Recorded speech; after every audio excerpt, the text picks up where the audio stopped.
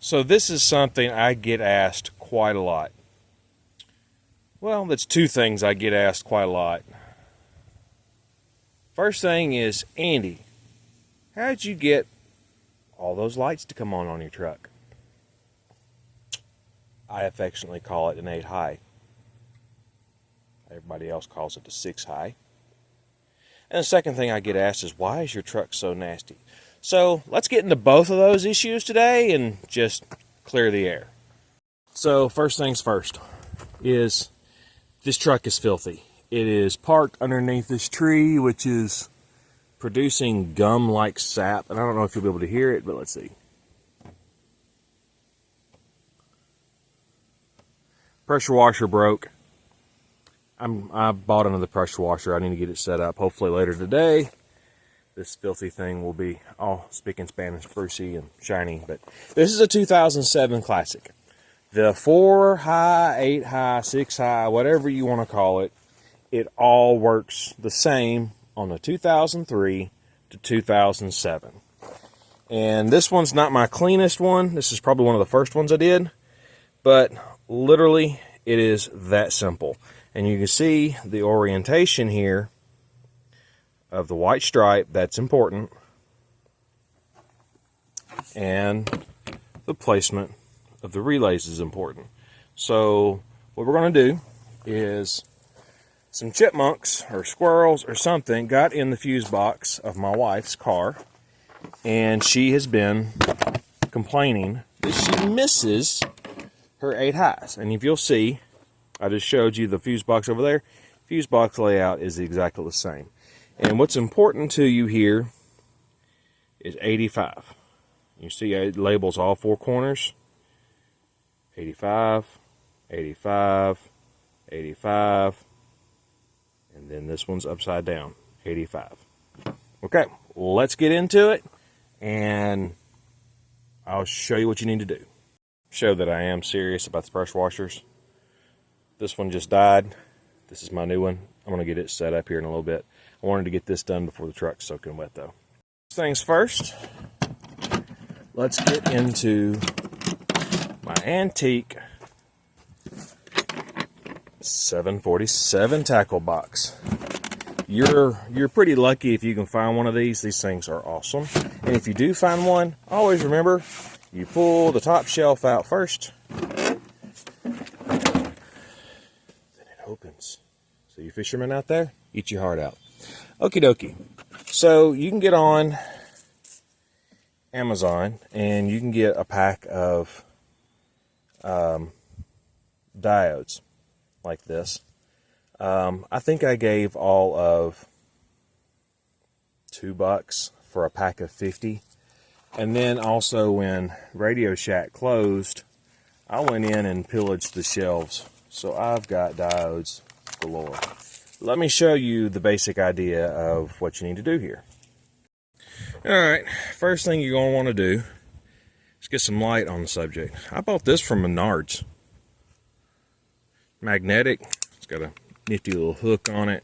It flips and folds. It's a flashlight, but it's also a work light. And let's see if we can't get a little light on the subject here. It's a little better. Alright. So what is a diode? Well, I'm the wrong person to ask, but what I can tell you is a diode only passes electricity one way. And on these particular diodes, the stripe, and it may be that way on all of them. I'm not a electrical guru at all. I do automotive electrical. I use diodes quite a bit for stuff, but I don't know that they're all labeled the same way. But a diode only lets power go one way. And on these, your stripe is the incoming. I'm going to make the assumption that that is the way they all are. But stripes, the incoming power side, power will go from this side to this side. But power cannot go from this side to this side. It only will let it go one way. So diodes are pretty cool, pretty handy. These are, if I remember right, let me see if I can read it. 1N 004. 1N004. I'll see if I can find them on Amazon again and get you a link, but if you look, it actually says what it is on the outside of it. All right, so the first thing you're going to want to do this is look at your fuse box. And I'm going to go ahead and tell you, so far I have found out that all the 2003 to 2007 classic fuse boxes are the same. This is a 2004. A chipmunk got in here, tore the fuse box up. Right next to this Tahoe, I've got a Escalade. It's a 2006 Escalade. I literally just pulled the fuse box out of it, popped it in this, and got going again.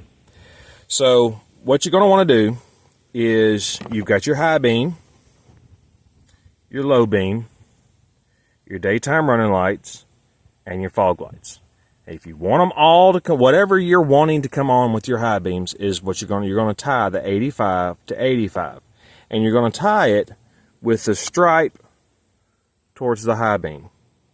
So this one, when it comes on, is going to activate this one. Now, this is activated with ground. So you're not actively passing voltage across, but you're still, at the same time, you're going to want to make sure that you're clear of the fuses on each side and that nothing's touching in here. So please use your brain, use a little caution when you're doing this, and don't just slam stuff together. All right, so this is our high beam here. High beam relay, and then our low beam is right here.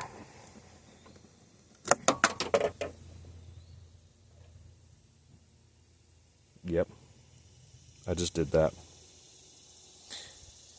All right, so the fuses go in, the relays, I'm sorry, the relays go in upside down, just so you know. So if you do what I just did and you launch it, just realize that all of them go in upside down, except for the fog light, which is actually installed upside down on this fuse box, but we can fix that while we're here. Okay.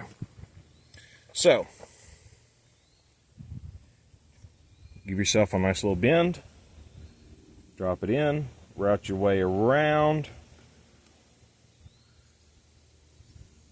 and in.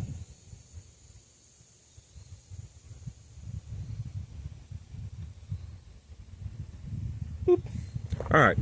Now, when I turn my high beams on, my low beams are going to come back on.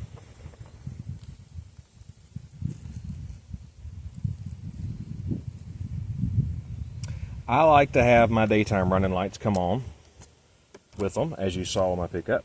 So we've got enough room to slide. I know from past experience that I have enough room to slide 3 of these in.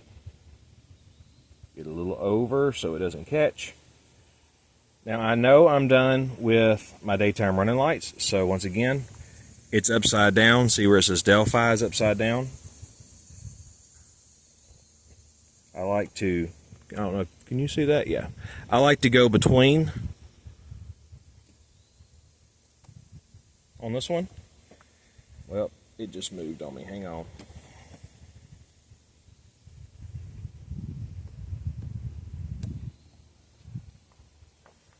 Boom. Okay, so now I got my daytime running lights and I've got my low beams back on with my high beams. Now this one, I have found that I usually have better luck tying in. So I'm going to go ahead and pull this one back out.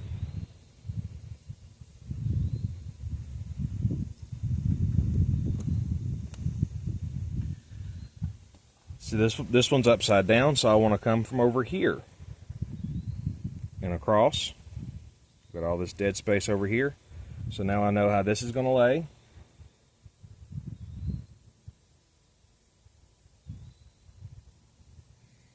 I'm going to twist this around.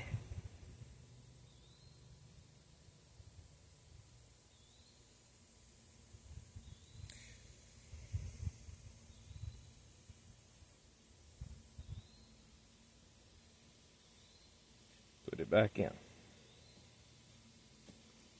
Man, the mosquitoes are bad this year.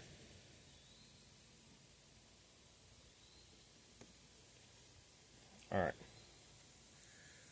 That's done. That's done. So now we're going to take the low beam. Once again, low beam's upside down. Delphi's upside down. Snap it back in. Take my high beam, put it back in. Now it will be a little tight, but it will go, as you can see. Then I'm going to take my fog, which should be right side up. Once again, these are labeled on the bottom of them, so you're going to want to line up the correct number to the correct hole. That's why it's labeled. It literally tells you how it goes in here. Your fog light should be right side up.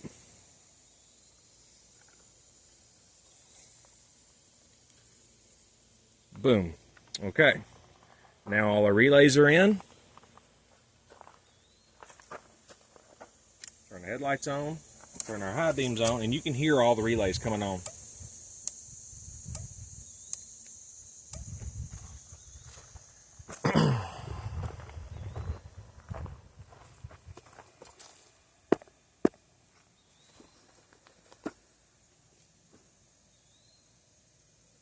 Come on, stand. That's the Escalade you can see over here with the blue tarp over it. Let me show you.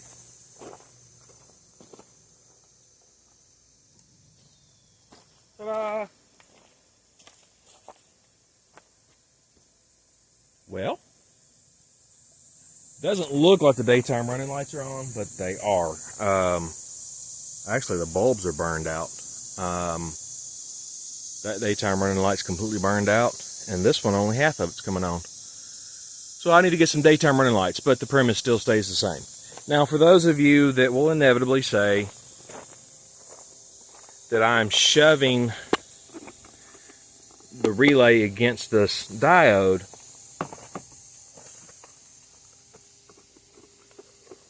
wow, okay, this is going to be one of my worst YouTube video ever.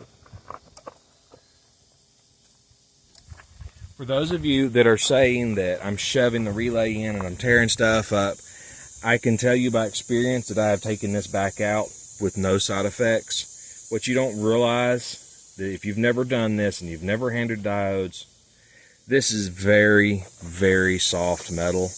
If I tried hard enough, I could pinch it off. You actually kind of do have to be careful how many times you bend it, because you only get a couple tries before it'll break off. This is not going to hurt the fuse box. Your only thing you're going to want to watch for is make sure you don't cross this on any of the other pins. You've got to make sure you're clear of all the pins. You've got to make sure that the diodes are clear of the relays, so you're not holding any of the relays up. And there you go. That's all there is to it. It is that simple.